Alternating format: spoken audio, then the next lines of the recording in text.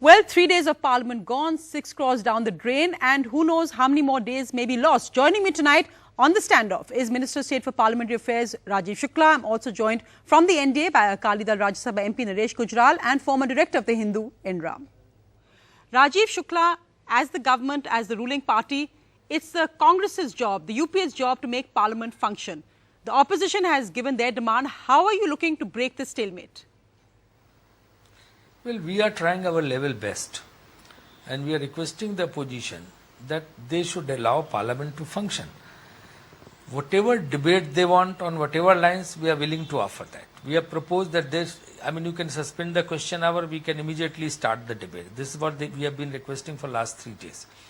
Unless you discuss something on the floor of the House, how can you find out a solution to that? And even Prime Minister is willing to make a statement on the floor of the House. So if Prime Minister makes a statement, there is a debate, whatever you want to sue, whatever you want to put forward before the nation, any allegation which you want to make, you should make in Parliament. And after that we will try to put forward our point of view also, and we should be allowed to be heard.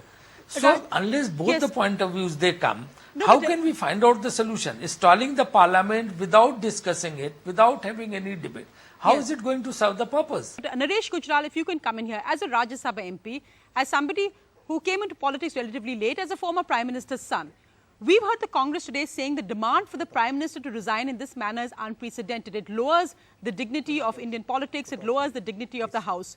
Do you feel stalling the House? Because the Congress's argument is that let these allegations be answered on the floor of the House. Do you think stalling the House is actually the way forward? You started the debate by saying that 6 crores are down the drain. Your figure is wrong. It's 1,86,000 down the drain. When this kind of a colossal loot is taking place, what will the House debate? We had debates on the cash for vote scandal. What was the outcome? That the whistleblowers were sent to jail, and those who paid the bribe, they went scot-free. We had the Commonwealth Games scandal. It was debated in the House. What was the outcome? Till media and CBI stepped and the court stepped in, nobody was arrested. 2G scam, 3 times it was debated. Each time Prime Minister said Raja is innocent. If the courts had not intervened, Raja would still be a minister. We made a joke of our democracy. What are we to debate? Scam after scam comes out. Look at the colossal loss. In just 2 scams, 4 lakh crores is gone. This could have taken care of India's fiscal deficit. Do you think after this debate, somebody will go? I want to ask you a question. No, but Mr. Here is a lame duck government. Here is a lame duck government which is not functioning at all.